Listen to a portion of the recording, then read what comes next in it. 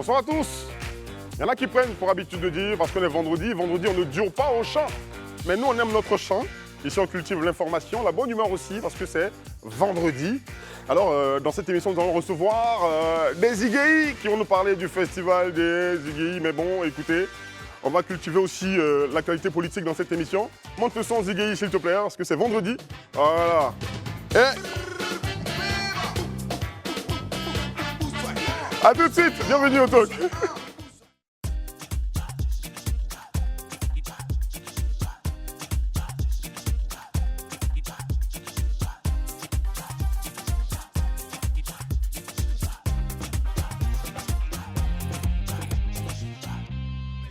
Merci de rester sur Live TV, la télé sans filtre.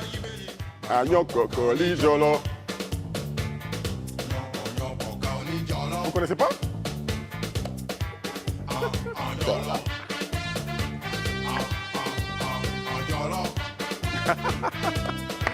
Merci Thierry Cousaro de mettre une petite ambiance pour ce vendredi. Merci de rester avec nous. Et puis la team de rêve, elle est sur ce plateau avec nous. Herman Aboua. Bonsoir. Toi, tu as été Igéi un peu dans ta vie quand même? Oh, pas vraiment, mais j'aimais bien la sonorité Igéi. D'accord. Tu n'as jamais connu le Igéi système, toi? Isabelle, quand même un peu dans ma jeunesse. Ouais. D'accord. Dans ma très jeune jeunesse. D'accord. Dans son enfance, est-ce que vous l'avez dit? D'accord. Bonsoir à la team, bonsoir chez vous. Et Barry? Barry, c'est un gars de 13 juillet, de toute façon. Non, Yopougon. Yopougon? Ouais. Ça, c'est la terre des Igéi. On connaît les Igéi à Yopougon. Voilà. C'est l'un des passions. D'accord. Notre très chère féministe que nous aimons tant. Hein, comment ça va, Désiré? Ça va. Super. Femme, là, il y a son Igéi aussi, non? Il y a son Igéi. Obligé. Je connais les Igéi. Obligé à son Igéi. Je connais bien les Igéi. Voilà. Ben écoutez, c'est la bonne humeur. On est tout à fait heureux d'être avec vous sur ce plateau. Démarrons tout de suite avec la première info du jour.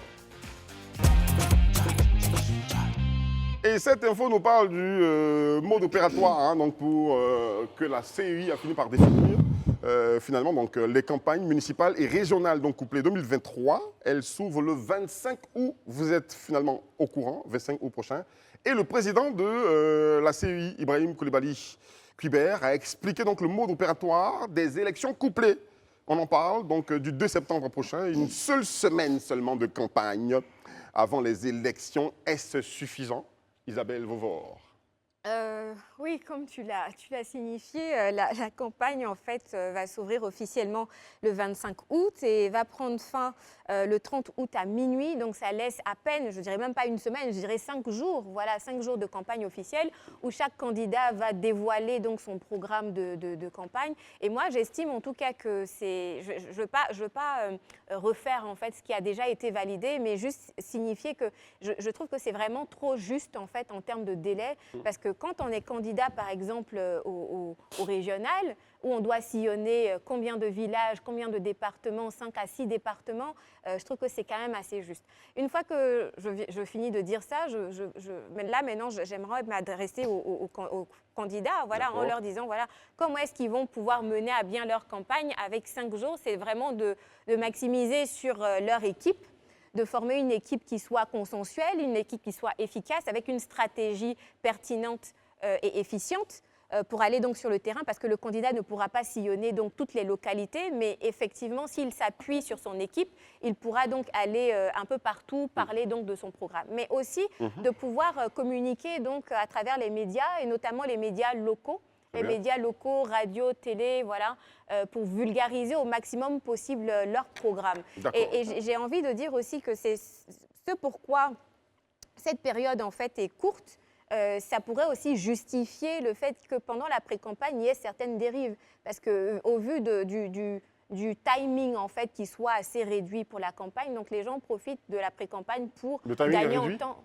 Enfin, quand je dis réduit, c'est-à-dire que le timing est court en fait. D'accord. Voilà, le timing de campagne est court, donc du coup, voilà, il est très short. Donc ce qui fait en fait qu'il y a certains candidats qui prennent la période de pré-campagne comme voilà. Mais ce n'est pas la raison pour laquelle vous allez faire campagne avant l'heure. Il faut respecter ce mot d'ordre, ce mode opératoire. Herman. Ben moi, je suis là-dessus. J'ai vu les différentes recommandations. Pas de téléphone dans les isoloirs et les bureaux de vote. Ça, effectivement, c'est un peu gênant parce que ça peut éviter, cette mesure peut éviter la corruption. Parce qu'il y a certains qui, dans les isoloirs, parce qu'ils doivent venir avec la photo de leur... Ils ont reçu la ristourne, donc il faut qu'ils prouvent qu'ils ont effectivement voté. Donc voilà, donc c'est déjà bien.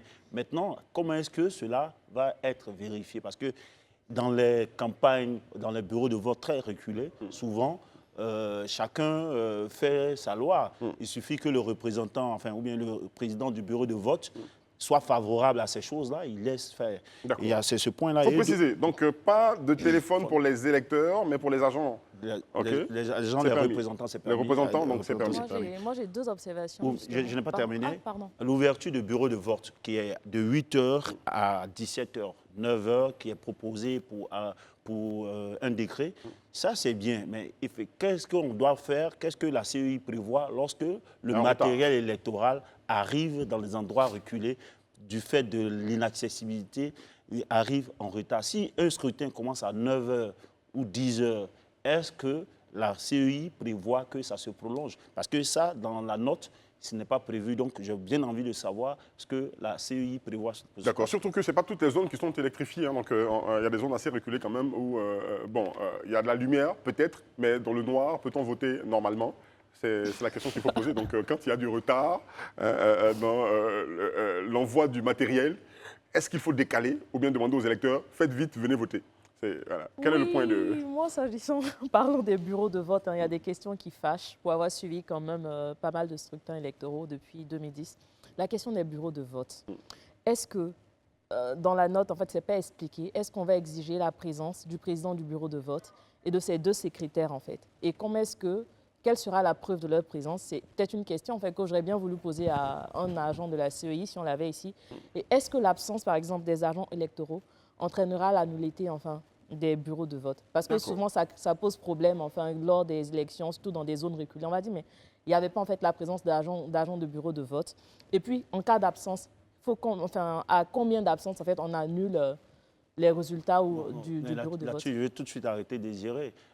Il ne peut pas avoir de vote s'il n'y a pas un agent de la CEI qui est responsable du bureau de vote. On a eu des contentieux. Non, il peut y avoir un représentant. Non, c'est différent. processus. Le représentant d'un candidat peut ne pas être là, mais ça ne dépend pas de la CEI. La CEI est chargée d'envoyer un responsable de bureau de vote qui veille au scrutin, au bon déroulement du scrutin. On a eu, tu vois, parfois des localités où ça manquait, tu vois. Non, c'est pourquoi on parle du retard du matériel. Voilà, c'est pour ça que je pose en fait ce C'est différent, ce que vous dites. Attention, on va resituer. C'est différent ce que vous dites. Entre retard et absence, il y a quand même... Oui, en fait, parfois on demande trois agents, en fait. Est-ce qu'en cas d'absence d'un seul agent, est-ce qu'on a une nullité de vote?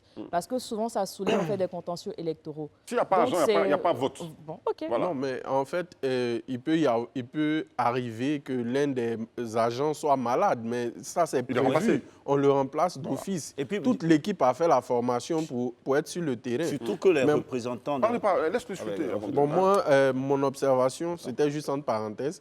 Mon observation, c'est sur la loi qui régit le mode opératoire et l'opérationnalisation du vote elle-même. Le président de la CEI a déjà planté le décor. Il peut y avoir des candidatures qui seront invalidées si les individus violent la loi.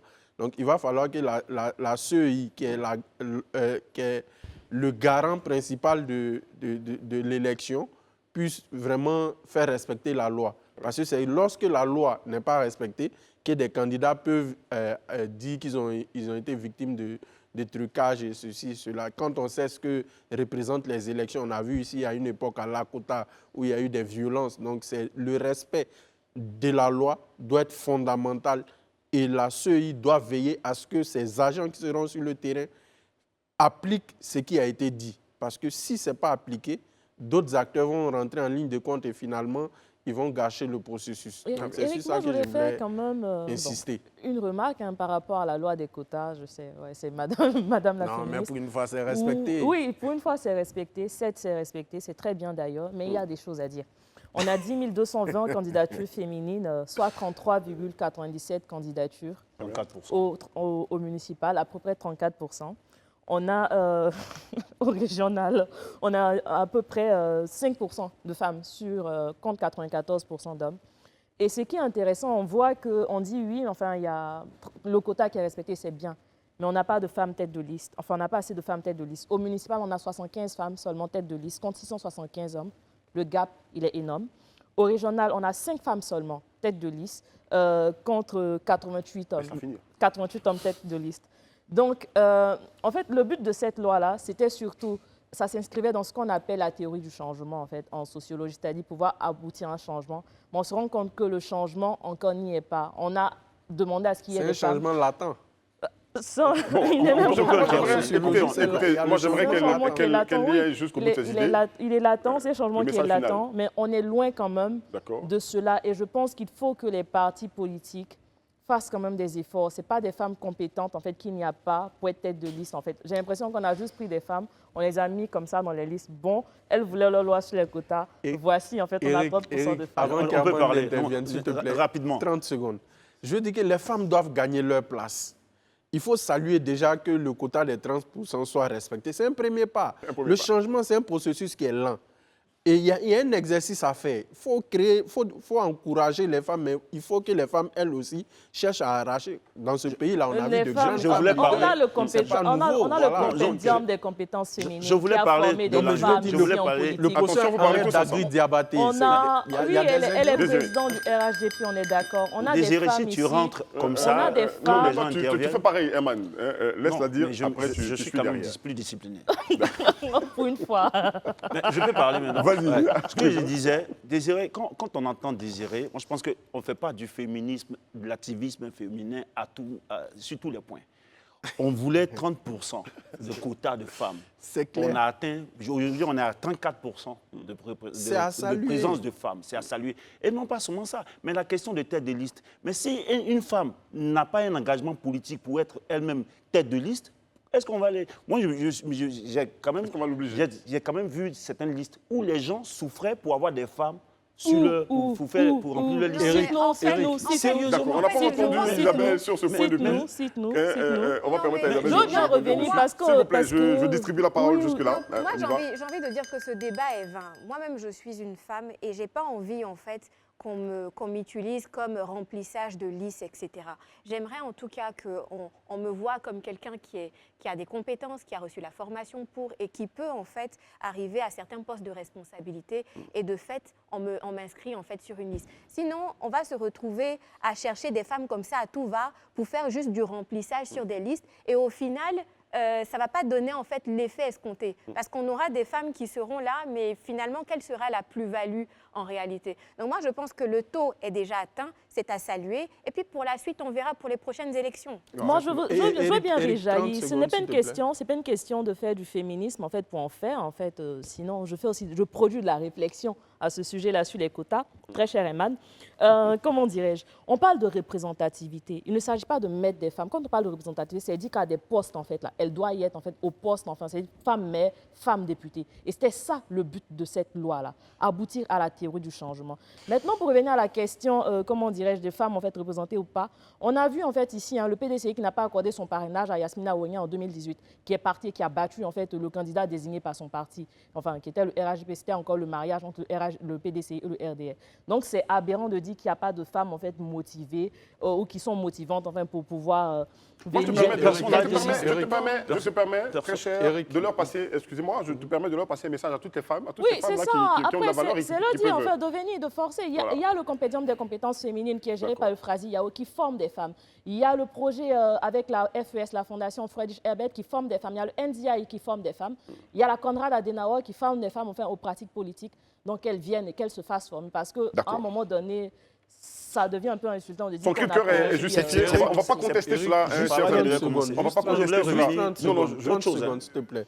On rappelle ensemble la date de l'ouverture des campagnes? Du 25 au 30 août. Très bien. Moi, je voulais revenir sur une chose. Je peux? OK. Moi, parmi les consignes, il y a le résultat qui est du 2 au 4 septembre. Je trouve que 48 heures pour la proclamation des résultats, c'est assez long.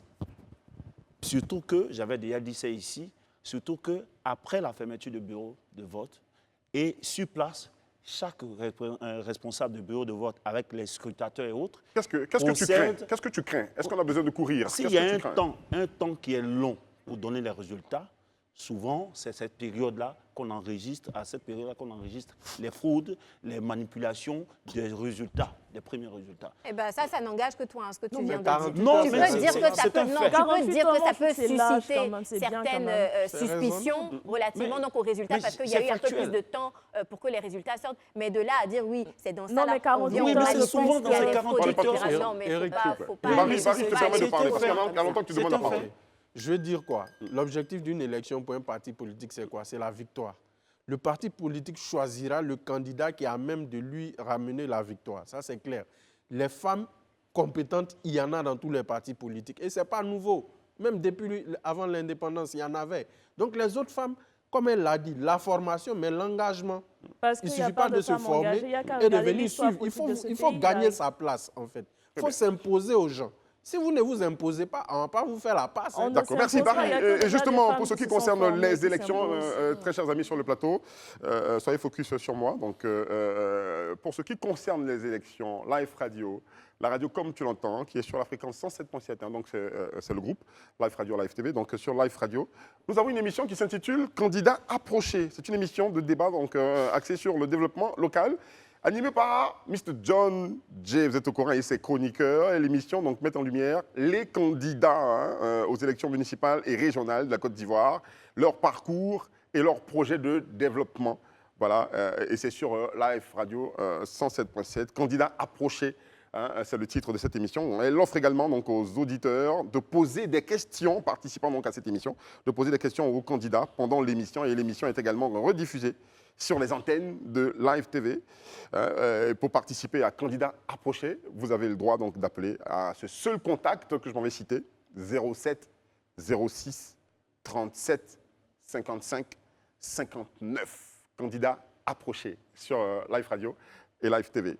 Prochain point donc, dans cette émission, c'est la présence de l'info du jour. L'info du jour. Avant l'invité, c'est l'info du jour. Je retrouve mes notes. On y va tout de suite avec l'info du jour. Voilà. Et l'info du jour, c'est bien la présence sur les réseaux sociaux, les usagers invités à être plus responsables. Communiqué fait par le ministre de tutelle de l'information, c'est cela. Quels commentaires faisons-nous sur les attitudes des Ivoiriens sur les réseaux sociaux assez sensibles quand même? Le ministère de la Communication et de l'Économie numérique a lancé donc une campagne qui s'intitule « En ligne, tous responsables ». Donc c'est pour vraiment emmener tous les utilisateurs des réseaux sociaux à être davantage plus responsables dans l'utilisation de ce qu'on a. Il faut savoir qu'aujourd'hui, les réseaux sociaux sont intégrés, en tout cas dans nos mœurs. On utilise aujourd'hui les réseaux sociaux pour se former, pour apprendre, pour s'exprimer et même pour chercher du travail également. Mais cela relève aussi d'autres défis, des défis en termes sécuritaires, des défis en termes de comportement éthique, des défis en termes de protection même de la vie privée. Une fois qu'on finit de dire tout cela, qu'est-ce qu'on fait maintenant de ce champ-là? Quand on sait que tout le monde peut utiliser pour fabriquer donc ce qu'on appelle des fake news, surtout en période sensible comme une période électorale dans laquelle on est en ce moment. Merci Isabelle. Je ne peux pas terminer mon point. J'aimerais pour terminer donc saluer cette initiative voilà, qui permet en tout cas aux populations de pouvoir rétablir donc, la confiance numérique. Merci Isabelle. Ouais. Désiré. Oui, enfin cette campagne va se dérouler d'août 2023 à janvier 2024. 8 villes universitaires, 14 villes de Grand Abidjan, dont 5 axes de communication. Pour moi, c'est peu. Déjà, enfin, si on veut faire de l'éducation aux médias et à l'information, on parle d'EMI dans le jargon au niveau éducatif. Et pourquoi est-ce que c'est le ministère de la Communication qui décide de le faire? On me dira que c'est dans ses prérogatives. Mais je pense qu'il faut s'attaquer. Le problème est assez sérieux. On a vu comment des fake news ont réussi à embraser. Qui aurait dû alors?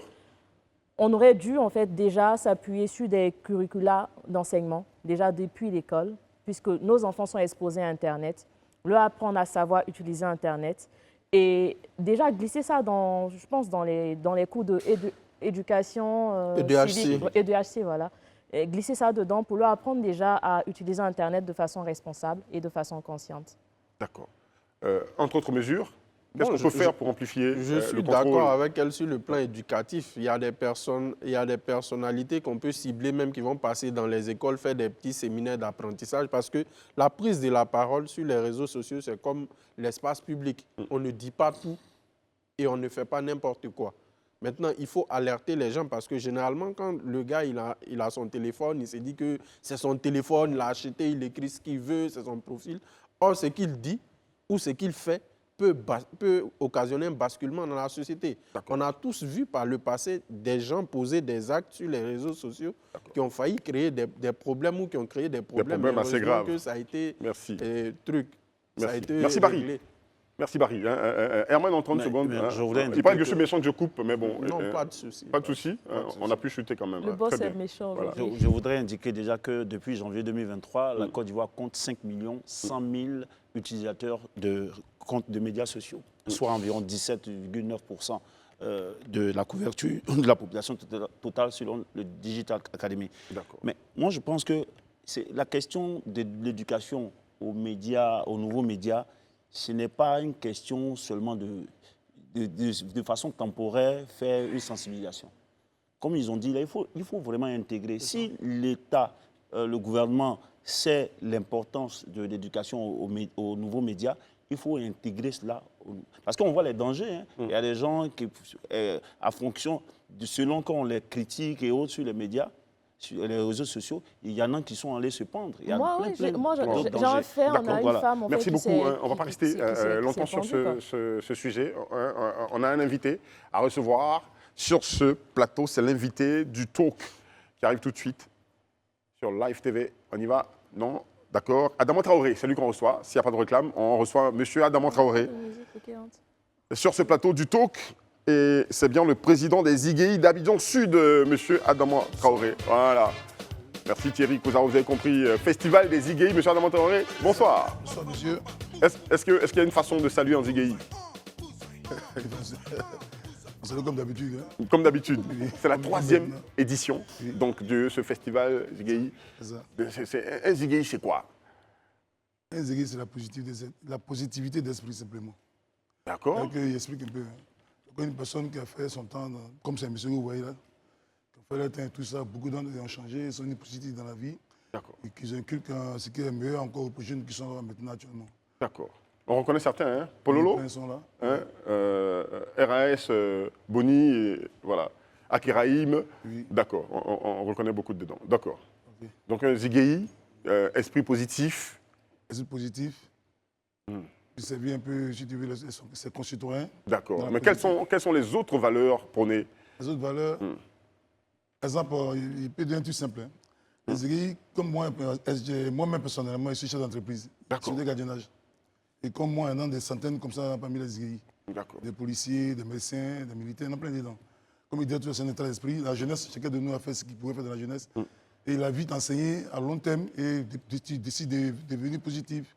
Et servir comment ça s'appelle, les citoyens comme tu peux. Nous sommes au service des autres, si vous voulez. Je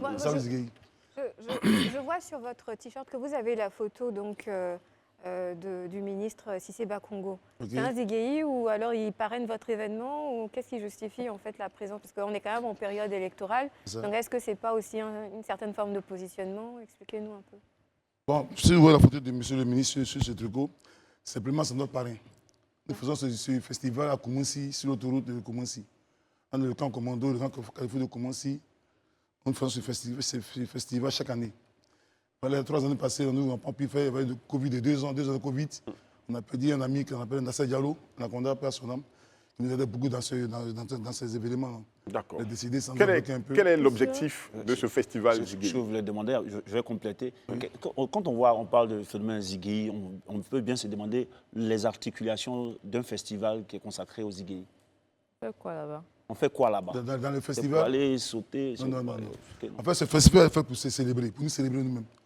Et puis, à un moment, on a décidé de se célébrer chaque année. Parce qu'on passe longtemps à faire les funérailles, à faire tout ce qui est bizarre. On veut faire la bonne fête chaque jour, se célébrer, faire ce qui est beau. Quel est le message que vous voulez faire passer? Le message qu'on veut passer, bientôt nous sommes en campagne comme vous voyez actuellement. On veut qu'il y ait la paix dans la rue, partout. Et les bagarres inutiles, que tout le monde arrête ça. Ça ne paye plus. Est-ce dans cette période de campagne-là, est-ce que vous êtes sollicité aussi pour... Évidemment, c'est notre métier. Pour la sécurité, comme vous voyez les gars, c'est notre métier. Chaque fois qu'il y a la campagne électorale, tous les Ziguéis sont sollicités parce que c'est notre devoir. On fait tout, on peut être les candidats, on peut être la population comme on peut. On fait ce qu'on peut. Rien que pour qu'il y ait moins de grabuge, tout ça. Est-ce qu'il faut forcément faire un art martial pour être Ziguéi? Parce que moi, je connais un peu les Yang, hein, donc... Ouais. Je sais que très souvent, c'est le karaté, c'est taekwondo. Est-ce qu'il faut forcément partir d'un art martial pour être Ziguéi? Non, pas forcément. Oui, mais il peut dire que vous pouvez être Ziguéi, simplement. J'explique comment c'est. La mentalité des Ziguéi, c'est... Donc, il y a donc des femmes Ziguéi. C'est l'entraide, c'est la solidarité. Quelle est la différence? La solidarité, Posez pas évidemment. beaucoup de questions en même temps. Oui, non, Le développer. je réponds tout ça, c'est pas d'accord. La solidarité, on les fait tout le temps. On aide plein de nos amis qui sont souffrants. Actuellement, mais Olivier Pandé, qui est gravement malade actuellement, Olivier Pandé. Olivier Pandé, c'était un ancien champion de Côte d'Ivoire taekwondo. D'accord. Il y a actuellement la gangrène qui a pris ses jambes. Il y a le diabète et tout ça. Bon, nous faisons comme nous pouvons pour le dire. Comme on a mis celui-là, il y a plein d'autres personnes qu'on aide. Barry. Bon, moi, je veux dire que les Ziguéi, quand je vois les photos là dans mon enfance, ça rimait avec bagarre. Hein. Voilà, donc tout à l'heure, l'aîné a dit que lui, c'est un chef d'entreprise, il est dans le domaine de la sécurité. Mais est-ce que, en dehors des professions qui sont en rapport avec la sécurité, en rapport avec l'exercice physique, est-ce qu'il y a des Ziguéi dans d'autres secteurs d'activité tels que les finances, les banques, l'école?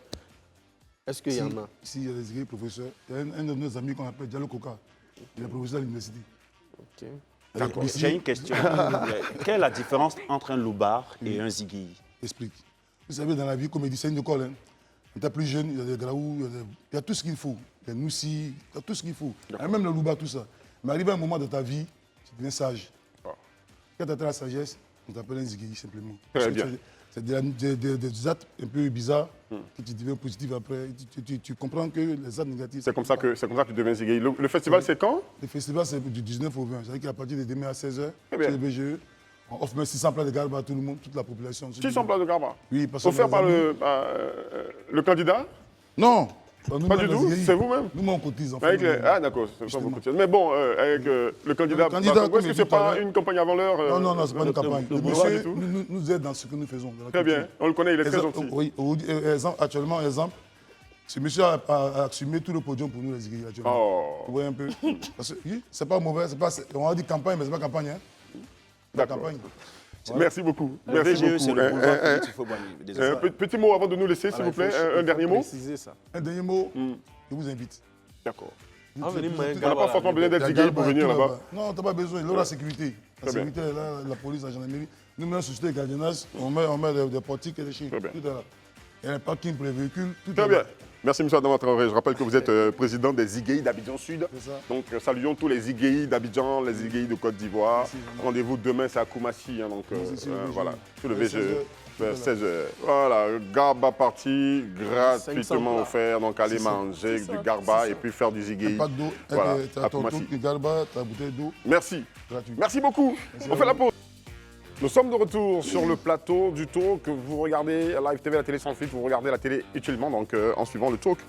Avec l'équipe de rêve pour ses vacances, hein, Désiré Dénéo, Herman Aboua, Isabelle Vauvant et puis Barry Abdulrahman sont avec moi sur ce plateau. Merci de rester avec nous. N'oubliez pas cette information émanant de Live Radio, la radio comme tu l'entends avec les élections qui approchent. Candidat approché, c'est le nouveau programme, hein, donc une émission de débat axée sur le développement local, animé par le talentueux John Jay et ses chroniqueurs. L'émission met en lumière les candidats aux élections municipales et régionales, il faut le préciser, donc de la Côte d'Ivoire, leur parcours et leurs projets de développement pour leurs différentes régions et villes. Et puis, c'est sur Live Radio, la radio comme tu l'entends, la fréquence 107.7, candidats approchés, offre également, il faut bien que je le précise aux candidats, de poser des questions aux auditeurs, de poser des questions aux candidats pendant l'émission. L'émission est également rediffusée donc, sur les antennes de Live TV, la télé sans filtre. Participez donc à candidats approchés en nous appelant à cet unique numéro 07 06 37 55 59 candidats approchés. Et puis que celui qui a le meilleur projet de développement soit l'élu du peuple dans les différentes régions de Côte d'Ivoire. Poursuivons cette émission avec un autre invité du talk. Et notre second invité s'appelle Lanciné Gon Coulibaly, il est président donc, de Génération Consciente Côte d'Ivoire, cette ONG. Bonsoir, très cher président. Bonsoir. Merci d'être avec nous sur ce plateau. Je vous en prie. Vous êtes président d'ONG, vous avez en dehors de cela donc un parcours professionnel, un parcours académique. Qui êtes-vous? Bien. Je suis Lanciné Gon Coulibaly. Comme vous l'avez dit, je suis directeur général de Mastavel Afrique, qui est une multinationale. Je suis président de CMF Help for African Children, donc une fondation ayant pour objectif de venir en aide aux orphelins et aux jeunes toxicomanes. Et je suis initiateur d'un mouvement citoyen appelé Génération Consciente Côte d'Ivoire Nouvelle, qui est donc un cadre d'action, de réflexion et d'orientation pour la jeunesse ivoirienne. D'accord. Voilà. Lanciné Gon Coulibaly, vous avez quel âge? Je me dis que l'âge n'est pas le plus important. Pour moi, le plus important, c'est l'expérience de la vie. On parle de jeunesse et vous avez quel âge? Je suis entre 25 et 35 ans. Bon, j'ai peut-être une autre question. Ma question, c'est aujourd'hui, vous parlez de Génération Consciente Côte d'Ivoire Nouvelle. Comment est-ce que vous percevez la jeunesse ivoirienne? Est-ce que la jeunesse ivoirienne aujourd'hui, elle est véritablement consciente? Lorsqu'on voit comment est-ce qu'elle s'organise? D'accord. Alors, il faut dire que moi, j'organise des conférences dans les villes de la Côte d'Ivoire dans lesquelles je me rends, avec pour thème tous engagés pour une jeunesse consciente, parce que je me rends bien compte que la jeunesse aujourd'hui est dans une phase d'un système kakistocratique. C'est-à-dire, pour nos téléspectateurs. Alors, la kakistocratie, c'est un système qui est mis en place, une étude qui est mise en place par, on va dire, un complot de personnes pour être dans une ville d'un pays où nous faisons la promotion de la médiocrité et nous récompensons le meilleur des médiocres. C'est ça, en fait, donc un gouvernement ou encore... C'est un système qui est mis en place par une unité qui consiste à, on va dire, transformer les personnes sur qui nous exerçons ce système-là, donc créer une génération de médiocres et valoriser le meilleur d'entre eux. C'est comme ça que vous dépeignez la situation de la jeunesse en Côte d'Ivoire?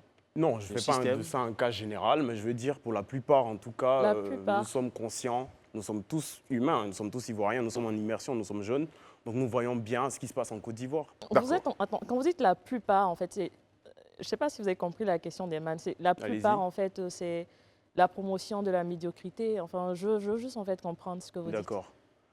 Peut-être si vous avez un exemple palpable, des cas spécifiques sur lesquels on peut rebondir pour dire qu'effectivement, ici, on fait de la promotion de la médiocrité. D'accord. Il y a plusieurs cas. Il faut dire qu'aujourd'hui, nous avons des jeunes qui, par exemple, je n'ai pas envie, vous savez, tout ce que faut pas indexer les gens. Faut pas indexer les gens. Ça n'engage que moi. Voilà, très bien. D'accord. Alors, nous avons des jeunes, par exemple, pour une histoire de savon dans les oreilles, se retrouvent récompensés. Récompensés à hauteur de millions de francs CFA.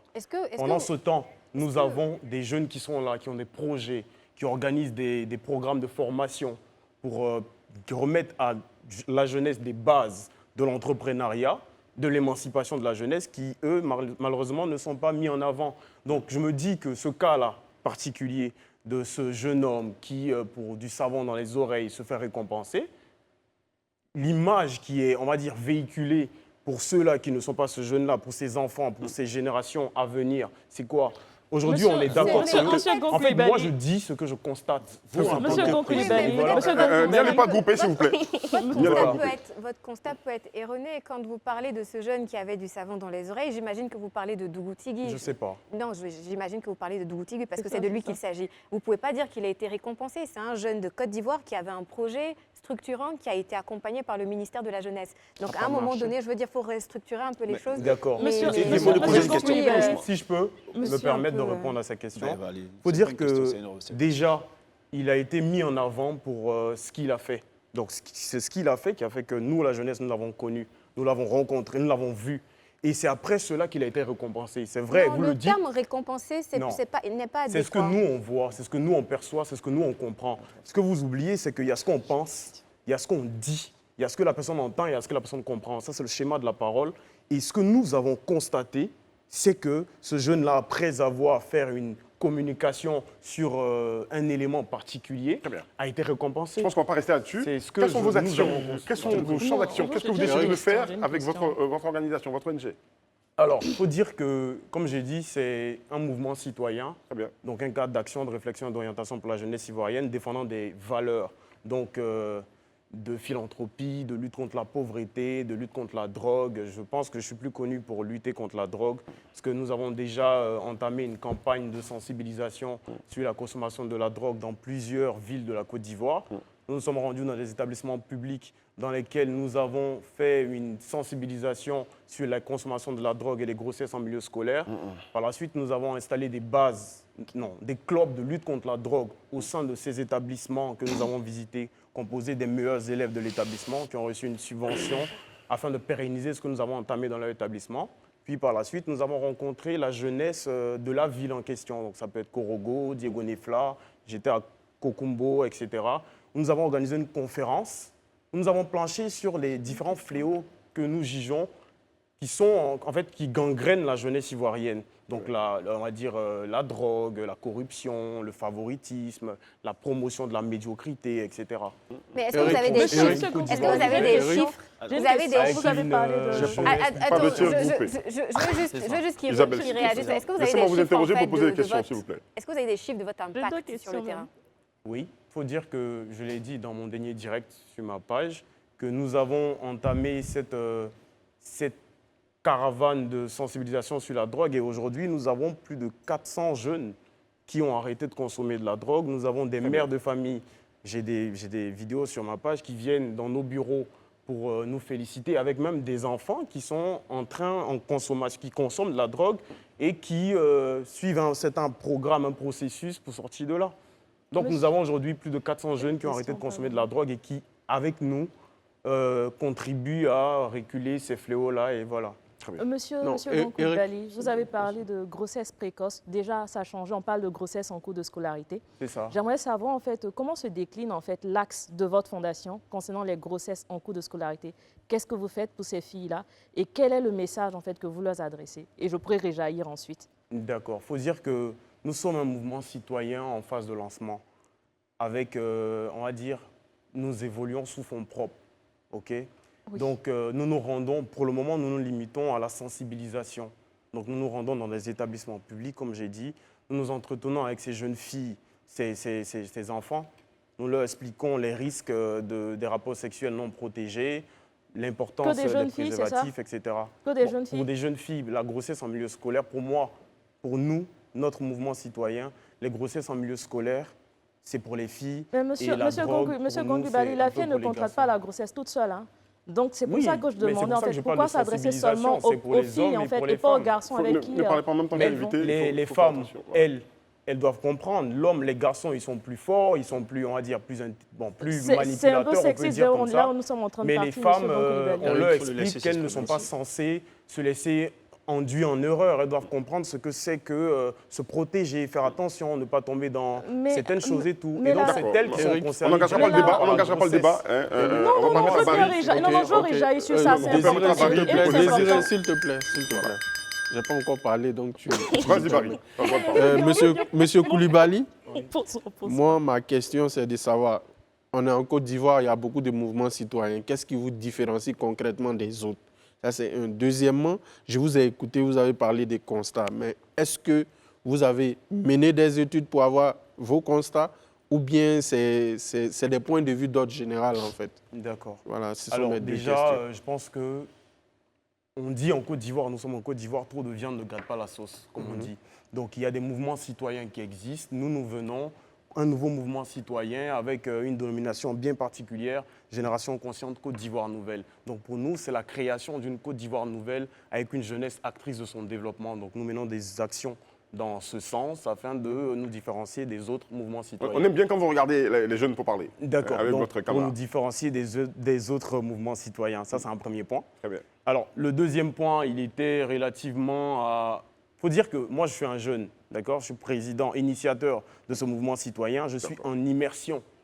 J'ai fait les universités, j'ai des connaissances, j'ai des amis qui sont consommateurs de drogue. Je sais l'impact de la drogue, comme tous les jeunes aujourd'hui en Côte d'Ivoire. On sait ce qui se passe. Il ne faudrait pas qu'on se voile la face. Je ne vais pas aller sur non, c'est des cas généraux que je vois Des cas généraux, merci, que je vois, qui m'emmènent à dire ce que je dis, qui m'emmènent à faire ce que je fais. Et des mères de famille, pour les grossesses en milieu scolaire, qui voient leur fille dans ces problèmes-là, pour des pères de famille qui voient leur fils consommateur de drogue.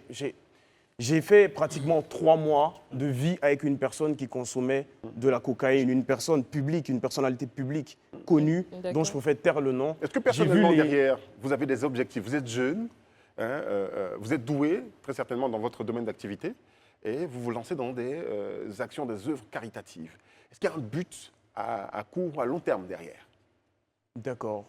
Oui. D'accord. L'objectif, c'est de construire une Côte d'Ivoire nouvelle avec une jeunesse actrice de son développement. D'accord. Est-ce que vous avez des ambitions politiques? Bon, ça revient toujours en raison de mon nom. Voilà, mais ce n'est pas pour ça que j'ai posé la question. Non. C'est juste en fonction aujourd'hui, les objectifs, aujourd'hui, c'est construire une Côte d'Ivoire nouvelle avec une jeunesse consciente. Est-ce qu'au regard, en fait, tout à l'heure, vous avez parlé de médiocrité. Est-ce que, selon vous, la jeunesse ivoirienne est-elle paresseuse? Bon, il faut dire que il y a 3 catégories de jeunes aujourd'hui. Je ne vais pas dire paresseuses, je ne pense pas, mais il y a 3 catégories de jeunes, pour nous en tout cas. Premièrement, il y a ces jeunes-là qui se disent que l'herbe est plus verte ailleurs, okay? Qui ont perdu tout espoir à cause des formations, etc., ici en Côte d'Ivoire, et qui se disent qu'il faut faire tout ce qu'on peut pour se retrouver en Europe. Moi, j'ai été en Europe, et pour ces jeunes-là, je tiens à leur faire comprendre que l'herbe n'est pas plus verte ailleurs. C'est la même réalité ailleurs, tout simplement. De la même manière qu'on ne montre pas, on va dire, des quartiers précaires de Yopougon, c'est rare qu'on montre ces quartiers précaires-là. C'est comme ça, Paris, etc. On ne montre pas certains quartiers. Mais pour cette catégorie de jeunes-là, ça cause la fuite des cerveaux en Côte d'Ivoire. Donc ces enfants-là se lèvent, ils sacrifient leur vie, encore on ne parle pas des morts, ils vont en Europe pour aller étudier, etc. Et ils ne reviennent plus. Des fois, ils n'y arrivent même pas. Des fois, ils n'y arrivent pas, etc. Donc ça, c'est un premier cas. La deuxième catégorie, pour moi, c'est ceux-là qui se disent que on vit au jour le jour et tout, donc qui sont dans la cybercriminalité, qui sont dans la consommation de drogue, qui sont dans les phénomènes. Aujourd'hui, certains modèles de jeunesse sont des géreuses de busy, etc. C'est direct, mais c'est vrai. C'est des réalités que parfois on masque et c'est ce qui nous induit dans toutes ces erreurs dans lesquelles nous sommes. Et il faut dire que cette deuxième catégorie-là ne se rendent pas compte de tout ce que l'État de Côte d'Ivoire met en œuvre pour eux. Il faut dire qu'aujourd'hui, l'Agence emploi jeune, le ministère de la jeunesse, etc. font même des le gouvernement efforts. Avec l'année de la jeunesse? Oui. Exactement, ils font ce qu'ils ont à faire pour la jeunesse ivoirienne. Mais il faut dire que cette jeunesse-là, cette catégorie de jeunes se retrouve dans ce que j'ai défini, ce que j'ai dit, la kakistocratie. Donc ce système-là, vous verrez, depuis l'époque de Doug Saga hein, jusqu'à nos jours, vous verrez qu'il y a pratiquement se laisser aller, cet endormissement de conscience en masse qui est fait, etc. Donc ça, c'est la deuxième catégorie. D'accord. Et la troisième catégorie, c'est la catégorie des jeunes entrepreneurs, des jeunes qui vont à l'école, parce qu'aujourd'hui, on prône l'entrepreneuriat, mais il y a aussi la formation, des jeunes qui décident de laisser les boîtes de nuit, de laisser tout ce qui est distraction pour se concentrer sur la réalité. Et la réalité, c'est pas ce qu'on montre sur les réseaux. La réalité, c'est ce qu'on veut devenir, c'est les études, c'est le travail, c'est la formation. Donc il y a ces 3 catégories de jeunes et je pense que la catégorie qui se situe dans ce que vous avez défini, c'est la catégorie du milieu. Donc dans la Côte d'Ivoire, la jeunesse ivoirienne dans sa globalité n'est pas paresseuse, mais il y a une catégorie, ici on fait une catégorisation, qui malheureusement se retrouve dans cet état de paresse, mais qui peut être changé s'ils rejoignent le mouvement citoyen. On a bien compris. On a bien compris, M. Lanciné Goncoulibaly, merci beaucoup. Une nouvelle génération consciente qui doit œuvrer donc, dans l'avancement du pays, en essayant de discipliner donc, leurs actions. Et surtout donc, à tous nos pères donc, qui nous dirigent, il faut pouvoir miser sur l'excellence et non sur la médiocrité. C'est ça votre leitmotiv, on a bien compris. Je vous ai dit merci de rester avec nous encore sur ce plateau. D'accord. Vous allez participer à la fin de cette émission avec nous. Sans problème. Parce que ce qui va suivre, c'est bien le mood d'Herman. Le mood d'Herman à boire. Bonsoir tous, bonsoir encore. Ces enfants qui font du Jossi pour aider leurs parents. Cet enfant, à peine 8 ans, a été trouvé à une heure tardive au niveau de la rue des Jardins aux 2 plateaux au Vallon, à Abidjan, interrogé par une riveraine pour meubler ses vacances et assurer ses frais scolaires pour sa prochaine classe de CE2. Ce petit enfant vient de bonne heure chaque jour sur cette rue pour vendre des paquets de mouchoirs. La vidéo de cette interview amateur fait depuis le tour des murs sur les réseaux sociaux, devenue virale, elle a ému plus d'un.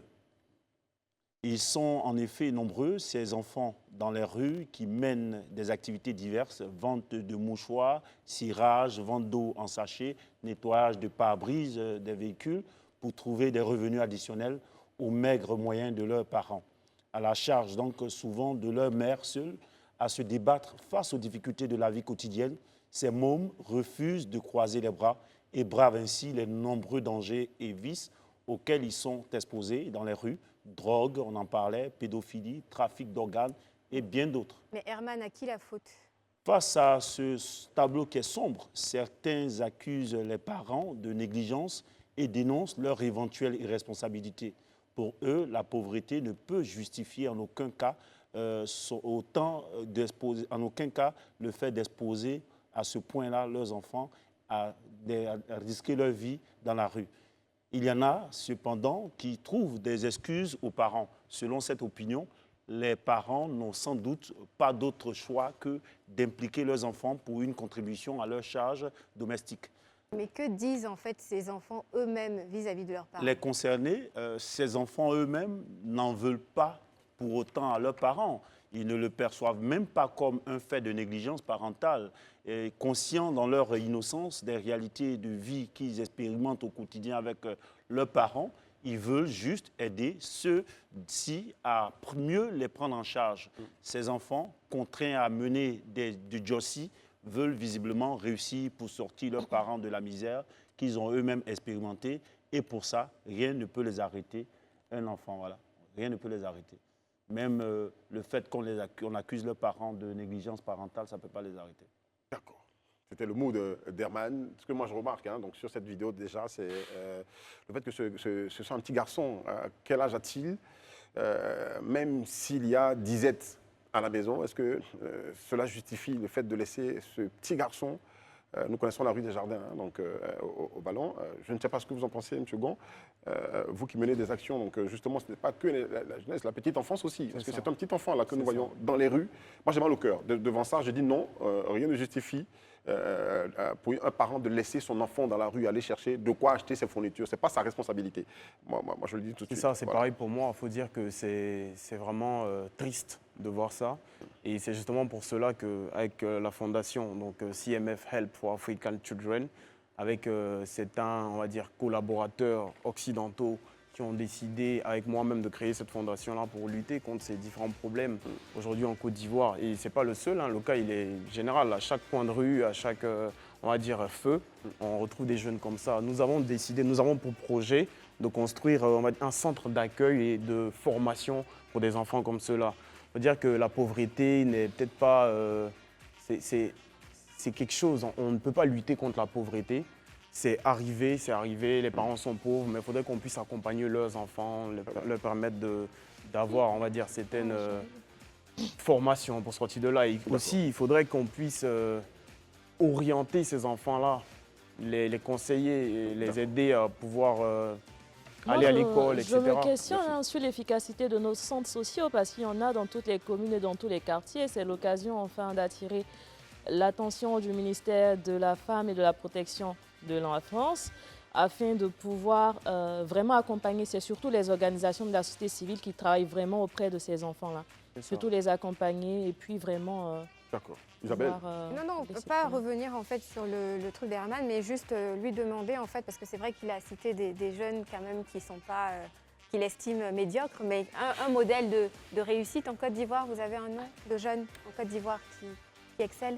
Jeune, aujourd'hui, Côte d'Ivoire, jeunesse, c'est un peu complexe. Mais on va parler de plusieurs personnes. Il y a Amadou Mohamed Fofana, qui est un jeune qui organise le Salon africain de l'entrepreneuriat. Donc, un cadre de formation, remettre à la jeunesse les clés de l'entrepreneuriat. Pour moi, c'est une sorte de réussite, c'est un succès pour moi. Il n'y a pas que des entrepreneurs. Voilà. Eric, merci. Il y a quand même rapidement. Un peu plus de bon, c'est par rapport au mood d'Herman. Moi, je me pose plutôt la question en tant que sociologue. C'est la question que pose la réussite dans la société. La réussite est surtout matérielle. Donc aujourd'hui, la plupart des gens sont tournés vers le gain. Et ce qui peut expliquer aussi que certains parents mettre les enfants dans la rue parce que les enfants, ils rapportent quelque chose le soir. Donc la réussite pose problème. Il faut déconstruire ce concept qui veut que la réussite soit forcément matérielle. On veut bien aider cet enfant, mais il ne faut pas encourager les parents à pousser leurs enfants dans la rue. On va vous dire merci, monsieur Lansine-Gon Coulibaly. Vous êtes président de Génération Consciente Côte d'Ivoire. On a discuté avec vous sur la thématique leadership et engagement des jeunes dans l'action caritative. Merci à vous tous, donc, chers amis sur ce plateau. On va au week-end tranquillement. Et on se retrouve lundi pour notre tour. On va décompresser. Merci de nous avoir regardés. Restez sur Live TV. Alors.